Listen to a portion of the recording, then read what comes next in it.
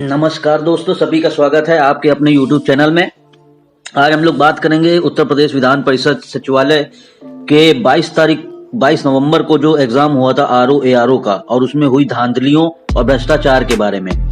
ठीक है, जब ये एग्जाम हुआ 22 तारीख को, तो गोरखपुर के एक सेंटर पे वीडियो वायरल हुआ कि जहाँ पे ऐसी घटनाएं हुई कि भाई जो लोग सेटिंग वाले हैं उनके अभिभावक और अभ्यर्थियों को पहले से नकल कराई जा रही थी एक कमरे में, बाकी लोग बाहर खड़े हुए थे, 10 बजे तक एंट्री भी नहीं हो रही थी उनकी। ठीक है, तो समस्या ये है कि उस समय सब लोग बहुत चिल्ला रहे थे, बाद में किसी ने अपनी आवाज उठाई नहीं। कुछ लोगों ने उठाई, जैसे मैं हूं, मैंने हर जगह ट्वीट किया। उत्तर प्रदेश की विडंबना यही है कि उत्तर प्रदेश में एक मुख्यमंत्री के साथ दो उप मुख्यमंत्री दिए गए। अब जहां दो उप मुख्यमंत्री हो और एक मुख्यमंत्री हो, इतनी बड़ी कैबिनेट हो, सही है, और वहां पर भी कोई सुनवाई नहीं हो रही है, इस तरह का भ्रष्टाचार और लापरवाही देखने को मिल रही है। तो जिससे एक बात ये समझनी जरूरी है कि भाई सरकारें आप बदलते रहोगे, सरकारें आप चाहे सपा की लाओ, कांग्रेस लाओ, बसपा लाओ या बीजेपी लाओ, कोई भी लाओ, समस्या ये है कि जिन लोगों को आज से 20-30 साल पहले नौकरी मिली, वो तो सारे भ्रष्ट हैं जो कि प्रशासन में बैठे हुए हैं, और उनका रिटायरमेंट तो 60 साल के बाद ही होना है, उससे पहले तो होना नहीं है। तो भाई सरकार का तो इतना फर्क पड़ता है कि अगर कोई आदमी सख्त है तो थोड़ा प्रशासन में धीरे धीरे और आराम से भ्रष्टाचार होगा, और अगर जहां शासन ही भ्रष्ट होगा तो वहां प्रशासन को खुली छूट मिल जाती है, फिर तो वहां पे अंधेर नगरी चौपट राजा हो जाता है। तो बस फर्क इतना है कि सरकारें बदलने से कुछ नहीं होगा, क्योंकि जब तक प्रशासन का शुद्धिकरण नहीं होगा। और आज मैं बधाई उन लोगों को देना चाहता हूं, क्योंकि मैंने देखा है कि नोटिफिकेशन आ गया है। जो गोरखपुर में परीक्षाएं रद्द हुई थी, तो सिर्फ वही परीक्षाएं रद्द की गई हैं और कल उनका वापस एग्जाम है। ठीक है, तो बधाई ये उन लोगों को है जिनकी सेटिंग है या जिनके लिए ये सब धांधली और भ्रष्टाचार किया गया, जिनके पास पैसा देने के लिए है, तो उनको तो बधाई है ही है कि भाई उनका काम हुआ जा रहा है। प्रशासन को भी बधाई है, क्योंकि जिस वजह से किया गया था वो हो गया। लेकिन सबसे बड़े बधाई के पात्र मालूम कौन है? हमारे ऐसे और जो 2-2.5 लाख लोग, 3 लाख थे जिन्होंने एग्जाम भरा था, 1000 रुपए दिए थे। तो ये सवाल उनको खुद से पूछना चाहिए कि जब भी कुछ ऐसा होता है तो इतनी तेज और जोर से चीखते चिल्लाते हैं कि जैसे लगता है ना कि आज ही साला पूरा तख्ता पलट कर देंगे, आज ही पूरा सिस्टम हिला के रख देंगे, और उसके बाद घर जाके सब शांत हो जाते हैं और इंतजार करते हैं कि उनके लिए कोई दूसरा आवाज उठाए। अरे भाई, अपनी लड़ाई खुद लड़नी पड़ती है। आजकल लोग जो आवाज उठाते हैं किसी के लिए या सड़कों पे उतरते हैं, वो भी ये देख के उतरते हैं कि आदमी कैसा है, फेमस है, पैसे वाला है या क्या है। भाई देखो, सुशांत का केस हुआ था, किसी ने नहीं उठाया था। 2-2.5 महीने तक से सोशल मीडिया पे लोग, यूट्यूब पे और सभी तरह के सोशल मीडिया प्लेटफॉर्म पे सब लोग लगे थे। ठीक है, जब वो केस लाइमलाइट में आ गया तो मीडिया ने पिक कर लिया, मेन स्ट्रीम मीडिया ने, और क्रेडिट लेने के लिए अलग अलग तरीके के लोग आ गए। भाई न्याय तो आज भी नहीं मिला, सही है, चाहे केंद्र में बीजेपी सरकार थी, न्याय नहीं मिल रहा है। तो ऐसे ही जब अर्नब वाला केस हुआ तो भाई हम ही लोगों ने रोड पे उतर के सब करके, क्योंकि वो गलत हो रहा था। ठीक है, और जब ऐसे न्यूज चैनल वाले और इन लोगों के, जब इनके पिछवाड़े में बम्बू जाता है ना, तब ये आम जनता से समर्थन मांगते हैं कि हमारे लिए आवाज उठाइए, हमारे लिए आवाज उठाइए। अच्छा भाई, सबने उठा दिया, तुम बाहर आ गए। अब हमको एक बात बताओ, हमने प्रदीप भंडारी से लेके रिपब्लिक चैनल से लेके, ऐसा कोई न्यूज चैनल नहीं है, कोई मंत्री नेता, हमारे यहाँ का विधायक, ऐसा कुछ है नहीं जिसको 500 बार ट्वीट ना किया हो हमने। ठीक है, सारे ट्वीट कट डाले भाई इस मामले में कि योगी सरकार में, क्योंकि हम लोग एक डिलेमा में जी रहे हैं। डिलेमा सबसे बड़ा क्या है, क्योंकि कहते हैं ना कि अगर आप दिन भर अपने बारे में नेगेटिव सोचते रहोगे तो आपके साथ नेगेटिव होता रहता है, और अगर पॉजिटिव सोचते रहोगे तो पॉजिटिव होता रहता है। तो सबसे बड़ी समस्या ये है। तो हम लोग का डिलेमा क्या था कि हम पिछली सरकार से इतना परेशान थे, तो हमने ये ऐसा अपने चारों तरफ माहौल बना लिया कि हाँ बस योगी जी या मोदी जी के आते ना पता नहीं क्या हो जाएगा। हो कुछ नहीं रहा है। वही भ्रष्टाचार हो रहा है जो पहले हो रहा था, हर जगह, हर विभाग में, सब जगह, और वह आगे भी होता रहेगा। फर्क ये है कि सबका करने अपना अपना स्टाइल अलग अलग है। ठीक है, यहाँ पे इतना ज्यादा ब्रांडिंग और मार्केटिंग चल रही है कि उनको, अच्छा, या अभी यहाँ कोई पॉलिटिकल बात हो तो उसमें किसी को छींक भी आ जाए तो योगी तक क्या, सब प्रधानमंत्री तक, अमित शाह, सब गृह मंत्री, कोई भी हो, सबके पास तक खबर पहुंच जाती है, तुरंत उनके बयान ट्वीट आने लगते हैं, सब कुछ होने लगता है। अब यहाँ पे इतना बवाल मच रखा है, लोग आवाज उठा रहे हैं, कोई सुनने ही वाला नहीं है, क्योंकि वो सुनना चाहते नहीं है। वो इसलिए सुनना नहीं चाहते हैं क्योंकि भाई योगी तो मुख्यमंत्री, उनकी अपनी पार्टियों के अंदर मजबूरी, वो किसको नाराज करेंगे? जिन लोगों की वजह से, समर्थन से वो मुख्यमंत्री बने हुए हैं, तो बगल में एक ये उप मुख्यमंत्री, दूसरे उप मुख्यमंत्री, भाई जो एक दूसरे उप मुख्यमंत्री हैं वो भैया विश्व हिंदू परिषद उनका समर्थन करता है, और उनको 1-1.5 साल पहले कोई नहीं जानता था, 2017 से पहले।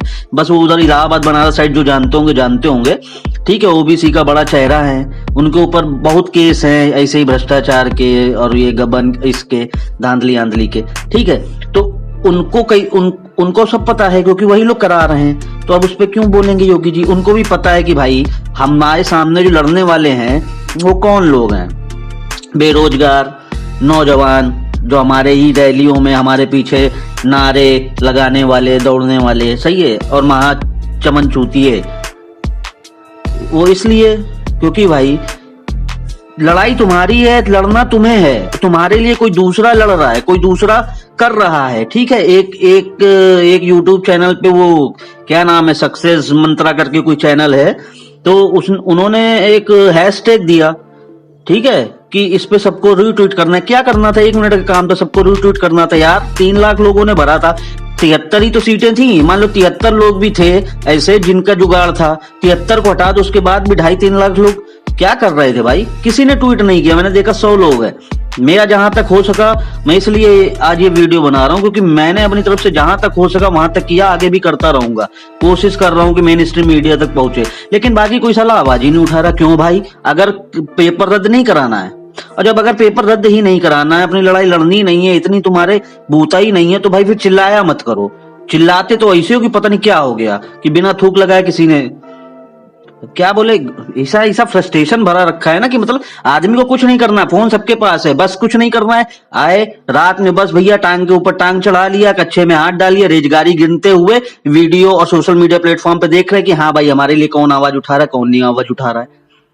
ऐसा नहीं होगा ना, पहले देखना पड़ेगा ना आपकी लड़ाई किससे है, आपकी लड़ाई सरकार से है, तो उस हिसाब की तैयारी करनी पड़ती है, रोड पे उतरना पड़ता है, सब कुछ करना पड़ता है अपना हक लेने के लिए। नहीं तो वाह बढ़िया, आप लोग चुपचाप बैठे रहो, आप लोग बोलो ना, क्या फर्क है सरकार को? भाई वो तो यही चाहते थे, इसलिए तो उन्होंने किया। उनको मालूम है कि सामने वाले कितने मतलब नपुंसक टाइप के लोग हैं कि 2 दिन के बाद तीसरे दिन आवाज उठेगी नहीं, सन्नाटा हो जाएगा, उनका काम बन गया, उनके लोग बैठेंगे सिस्टम में, ये सिस्टम ऐसे ही चलता रहेगा। वो चाहते ही नहीं है ना कि कोई ईमानदार या उनसे ज्यादा तेज या दिमाग वाला या लोगों के लिए सोचने वाला या आम जनता गरीब के लिए काम करने वाला आदमी उनके बीच में आए। वो अपने जैसे लोगों को बैठा लेंगे, क्योंकि इसी पे ही पूरा सिस्टम टिका हुआ है। ये किसी को बात समझ में नहीं आ रही, तो ऐसा नहीं होगा ना, आवाज उठानी पड़ेगी। और अगर नहीं उठानी है तो भाई ये आखिरी वीडियो इस टॉपिक पे, इसके बाद तो मेरा वीडियो नहीं आएगा, बाकी किसी का आए, किसी को व्यूज लेने हो, ये सब अपने पास काम नहीं है। जो सच है वो सच बोलने का अपना काम है, ठीक है। अच्छा लगे तो साथ में जुड़िए, आवाज उठाइए, ठीक है ना, क्योंकि अपनी लड़ाई खुद को लड़नी पड़ेगी। दूसरों के लिए हम लोग लड़ाई लड़ सकते हैं, दूसरों के लिए ट्रेंड चला सकते हैं, जब अपनी बात है तो खुद नहीं लड़ाई लड़ सकते। अरे कम से कम जवाब तो लो भाई, जवाब तो लो कि सच में मुख्यमंत्री को मालूम है या नहीं मालूम है, या शासन सच में इतना ईमानदार है, या अरे ये चीज जानकारी तो कर लो आगे के लिए। अभी आगे और वैकेंसी आएंगी, सब में ऐसा ही होएगा, क्या भरोसा नहीं होगा, सब में ऐसे ही पैसे डाल डाल के फॉर्म भरोगे, फिर सब में ऐसे ही हो जाएगा। वोटिंग का टाइम जब आता है तब सबके कान और नाक इतने और मुंह खुले इतने रहते हैं कि सब अपील करते हैं टीवी पे बैठ के, हमारे प्रधानमंत्री जी भी, कि वोट मताधिकार का प्रयोग सही से करना, ये वो टीम जाम, क्योंकि इससे उनको फायदा है। वोटिंग नहीं होगी तो सरकार कैसे बनेगी, सरकार नहीं होगी तो सत्ता सुख कैसे भोगेंगे। तो ये डिलेमा से बाहर निकल जाओ, कि नहीं नहीं नहीं, बीजेपी सरकार, ये योगी जी की सरकार में कुछ हो ही नहीं सकता। अरे हाँ ठीक है, अच्छी बात है, योगी जी नहीं होंगे इसे, लेकिन भाई उनके पीछे तो 10 चमन चूतिया लगे हुए हैं जो वैसे ही हैं, जो आज तक 30 साल से वही काम करते हैं, जिनके घर बन रहे हैं। ये ना सोचना कभी हर काम योगी, ठीक है सरकार बना दी, अच्छी बात है, बनी रहने दो, लेकिन सवाल पूछने का काम तो अपना है भाई। कौन सवाल उनसे पूछेगा कि भाई आपके रहते हुए ये कैसे हुआ? जवाब ना लेने तक ये कैसे स्पष्ट होगा कि कौन सही है, कौन गलत है, कौन ईमानदार है, कौन भ्रष्ट है? ये तो जवाब लेने के बाद पता चलेगा ना कि हाँ उन्होंने क्या एक्शन लिया। ये चीज तो कंफर्म करनी पड़ेगी ना, ताकि अगली बार के लिए, आगे आने वाले चुनाव के लिए, या आगे आने वाले टाइम के लिए, अगर ये प्रशासन ऐसे ही रहा, प्रशासन में बदलाव नहीं हुआ, रिफॉर्म नहीं हुए, तो भाई साहब जिंदगी भर ऐसे ही चिल्लाते रहो, चमन चूतिए बनते रहो, रिक्शा चलाओ, ऑटो चलाओ, सब्जी बेचो, बस इतनी ही औकात है। इसलिए साला देश में से आज तक कभी गरीबी ना मिट पाई है, ना कोई मिटा पाएगा। खाली सिर्फ सब लोग इसको मुद्दा बना के आज तक गरीब और बनाते चले गए, गरीबी हटाई किसी ने नहीं है।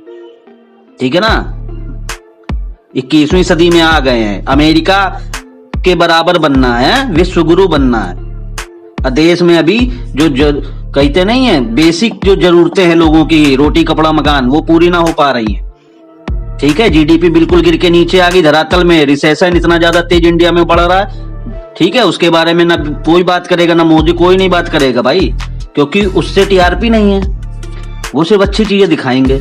तो हाथ जोड़ के विनती है, इसके बाद ये मेरा कोई इस टॉपिक पे वीडियो आएगा नहीं। अगर अपना हक चाहिए तो उसके लिए आवाज बुलंद करनी पड़ती है। बहरों को जगाने के लिए धमाका जरूरी है। ठीक है ना, तो रोड पे नहीं उतर सकते हो भाई, थके हो बहुत ज्यादा, नहीं तो कम से कम दिन भर फोन चलाते हो तो भैया 1 मिनट लगता है ट्वीट करने में, ट्रेंड पे चलाओ। अरे अपनी आवाज तो पहुंचाओ ताकि तुम्हें जवाब मिले, ताकि इतना कंफर्मेशन तो लेके रखो कि हाँ योगी जी ने क्या जवाब दिया था। डिलेमा में मत जियो, ठीक है, अपनी आवाज कम से कम बुलंद करो भाई, नहीं तो ये समाज में हमेशा ऐसे ही चूतिया करता रहेगा आम इंसान, गरीब जनता का। ठीक है, धन्यवाद, जय हिंद, वंदे मातरम।